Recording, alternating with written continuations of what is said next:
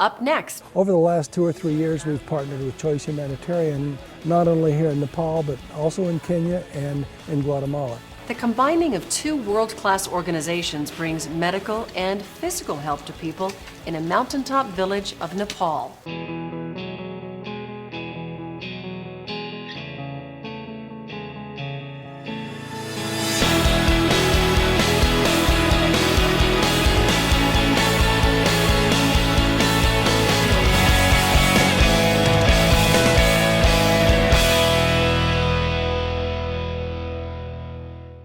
Today, a little bit of a twist.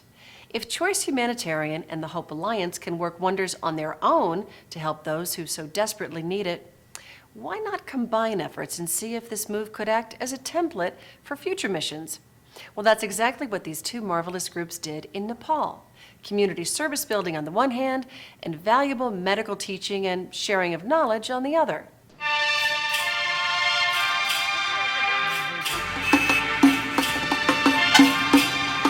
Nepal, South Asia, a landlocked country, to the north China, every other border shared with India. The capital city of Kathmandu, crowded, over 1 million people, plus tourists who come here to trek, hike, kayak, and enjoy the beauty of wonders like Mount Everest. All try and fit into very narrow streets, the people living here, hundreds of thousands who visit, and it makes for shoulder-to-shoulder commuting, shopping, and selling. But although it must serve as the initial gathering place, ours was not a trip and service in Kathmandu. The members of this group from the Hope Alliance and Choice Humanitarian loaded a bus for an 80-mile trip to the tiny mountain village of Deshane. As the bus loaded, you could not help but notice everything around you, and with 50% of the people in Nepal making about $1.25 a day, it is no wonder that mothers and children sift through refuse, in this case, looking for anything they can to recycle. It is simply what they do on a daily basis.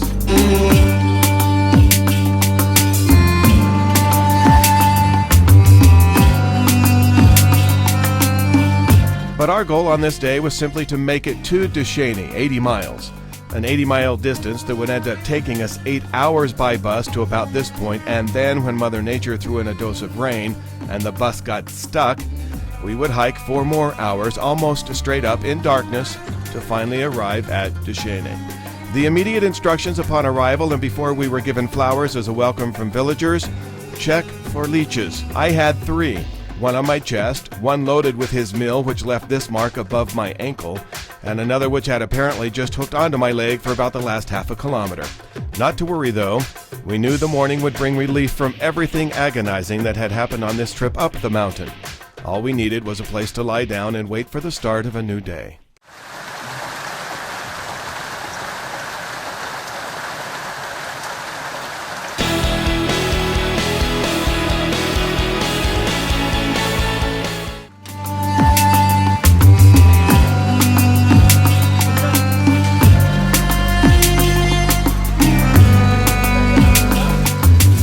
The goal, even in the rain and fog and continued moisture, dig and move rocks to make way for a patio in a new school building.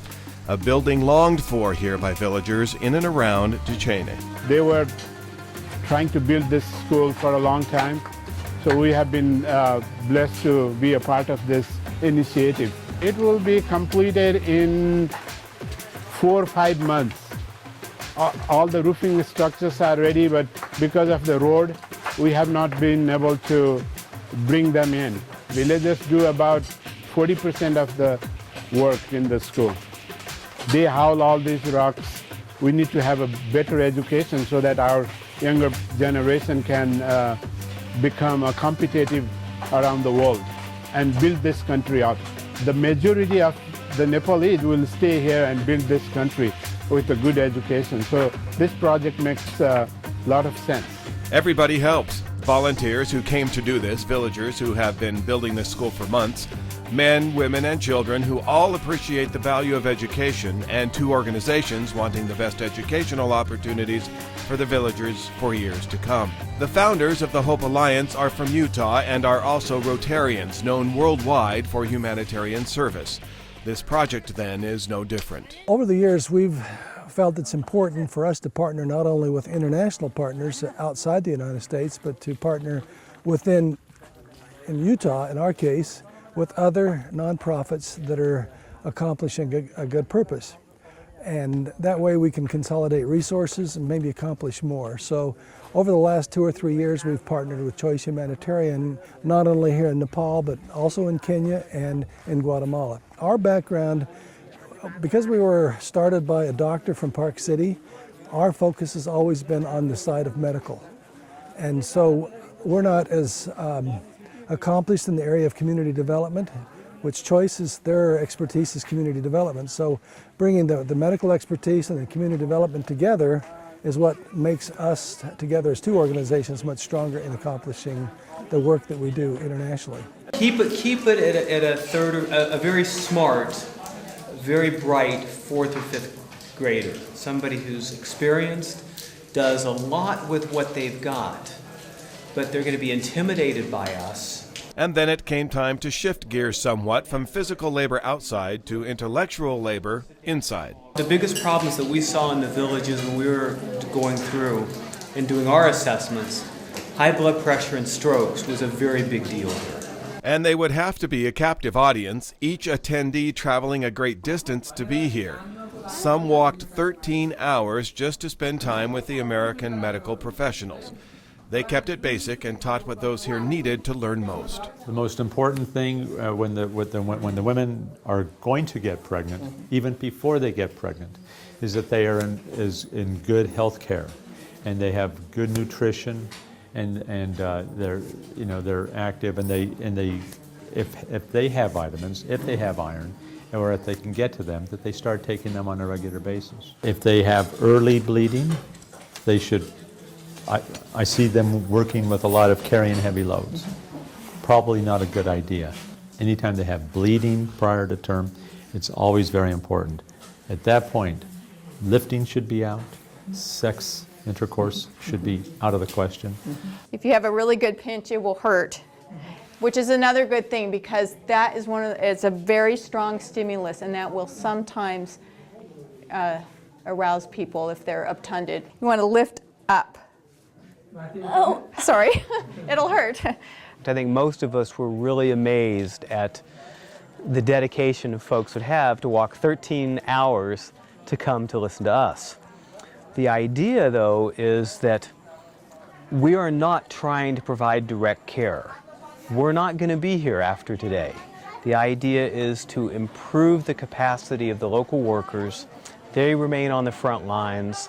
We want to give them more skills, more knowledge, more equipment, so they can provide better skills and feel more confident in doing it. A busy couple of days completed, working hard and sharing information. When Profiles in Caring returns, the biogas digester and what this 3-part system is doing to drastically improve life here.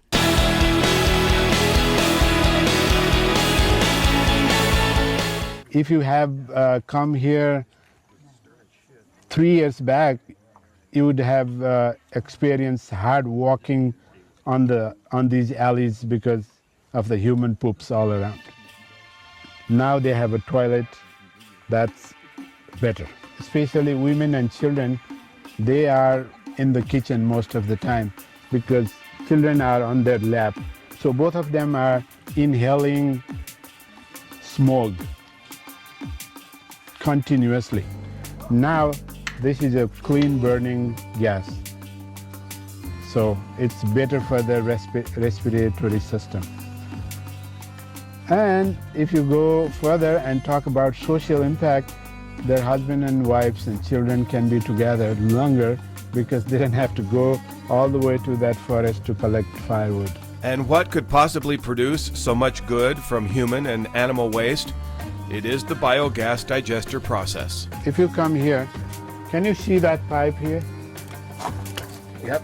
That pipe, of course, it has a It's at an angle. After the poop passes through the angle, and it is led to the digester through the pipe.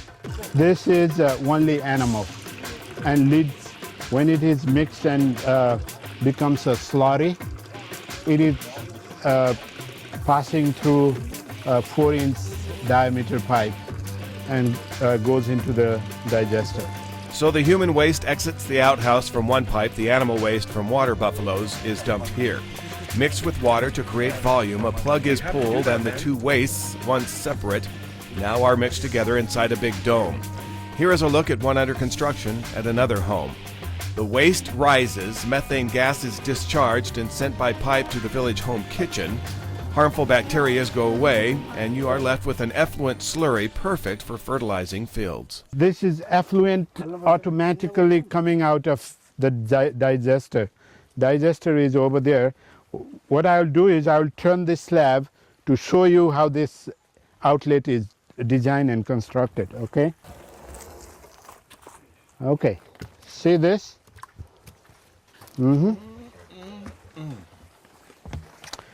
This is the slurry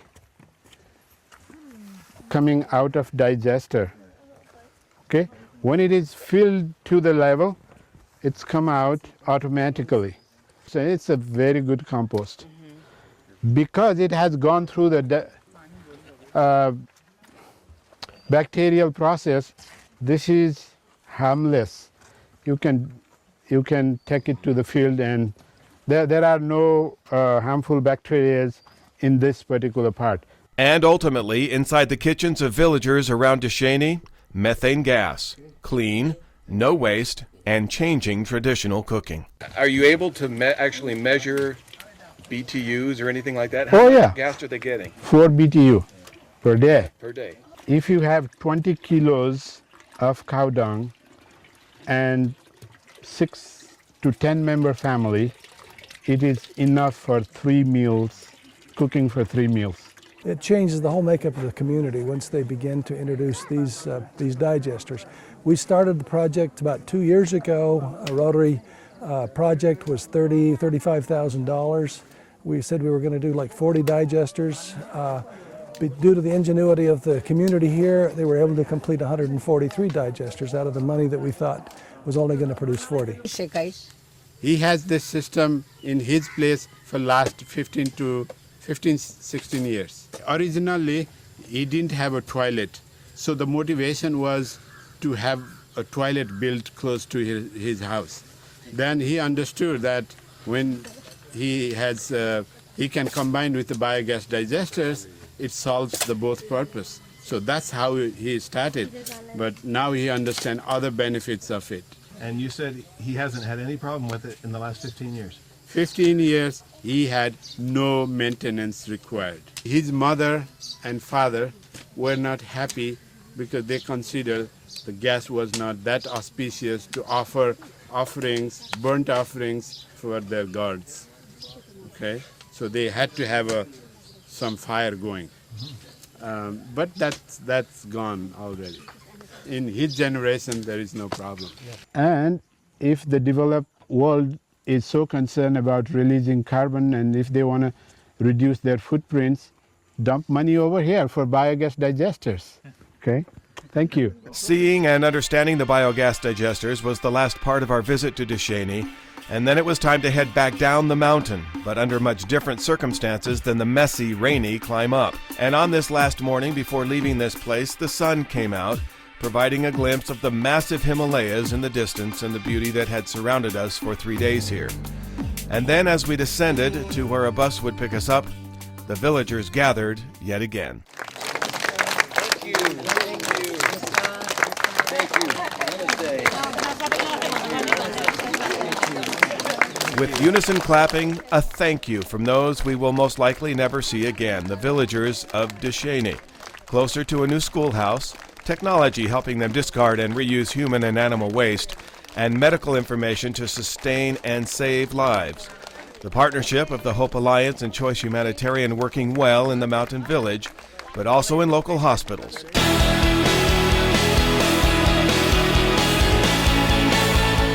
We now report from the Chitwan area of Nepal, down from the high villages we've been at for the last 3 days, and another opportunity for me to share with you the partnership between Hope Alliance and Choice Humanitarian here in Nepal.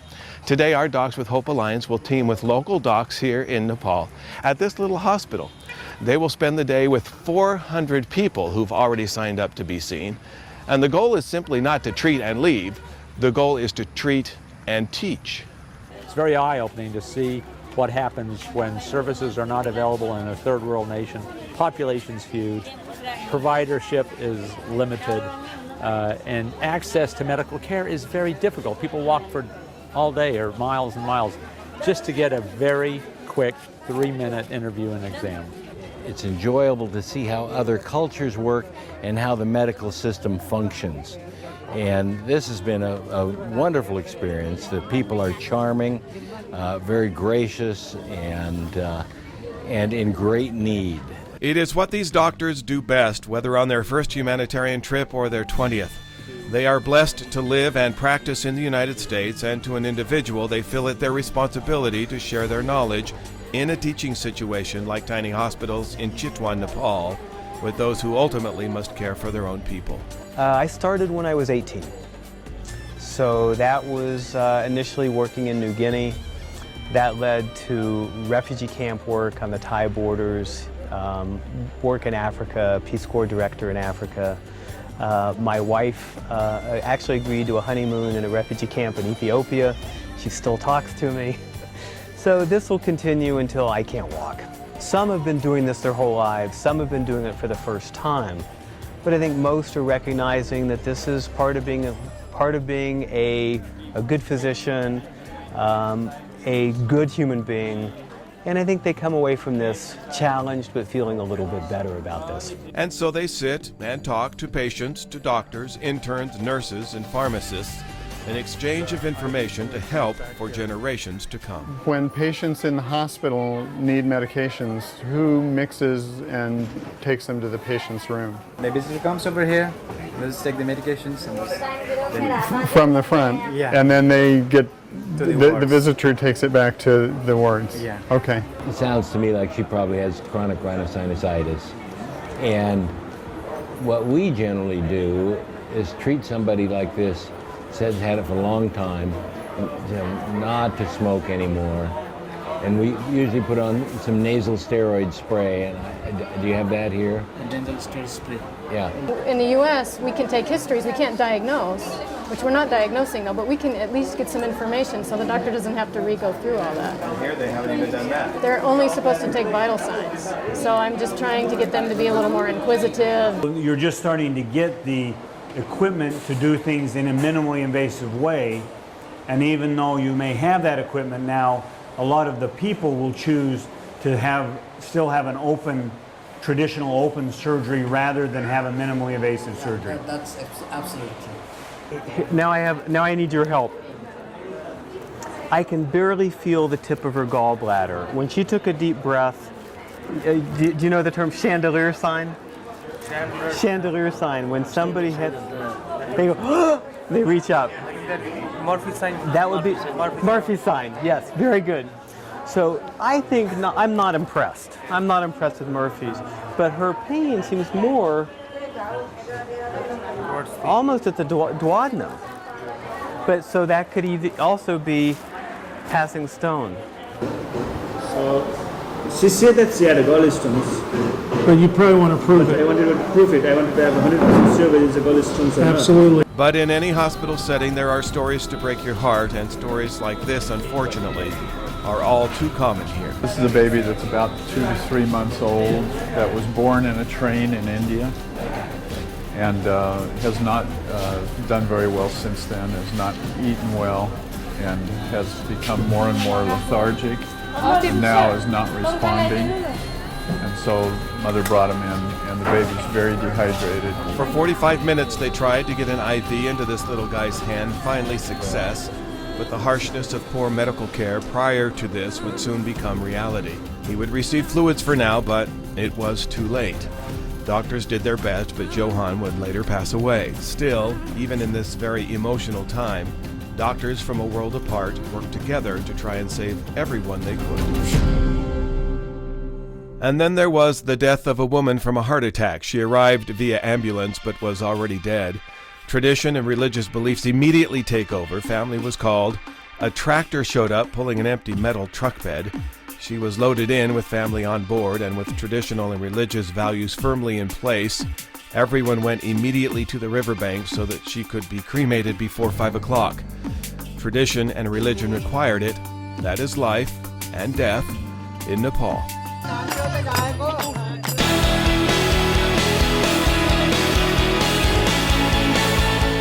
As it was on our last night in the village of Deshane, with dancing and red-dotted tilaks for all of those who came to help, so too on our last day at the little hospital in Chitwan.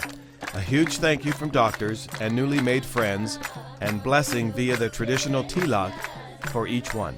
Almost right on cue now. The fog rolls in and it maybe begins to drizzle again, and you and I are still wet for the last 2 days. Right. That's okay though, isn't it? That's right, absolutely. That's what it's all about.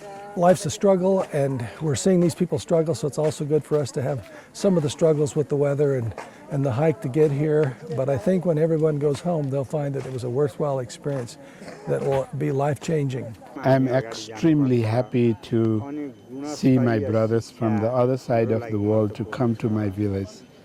If you go back and remember Dusheni, and I'll remember each evening you guys who have been here, and thank you for taking time and resources to come all the way from the other side of the world to be with us, to be coming and introducing yourself and being able to part of the development effort that our village has initiated.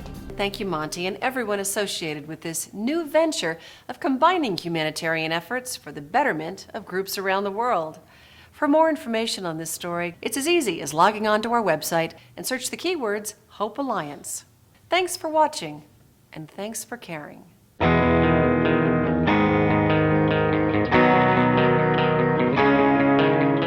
In western Nepal, impoverished farm laborers are forced into a desperate trade, selling their daughters to work as indentured servants. Some work in tea houses, some work in private homes, and sadly many of these girls eventually end up as prostitutes because bonded girls seldom attend school. The Nepal Youth Foundation provides an alternative to bonded servitude. NYF compensates families for lost wages by supporting girls as they attend school. You can help. Your donation to this gift that gives more will help give young women in Nepal the gift of a bright future.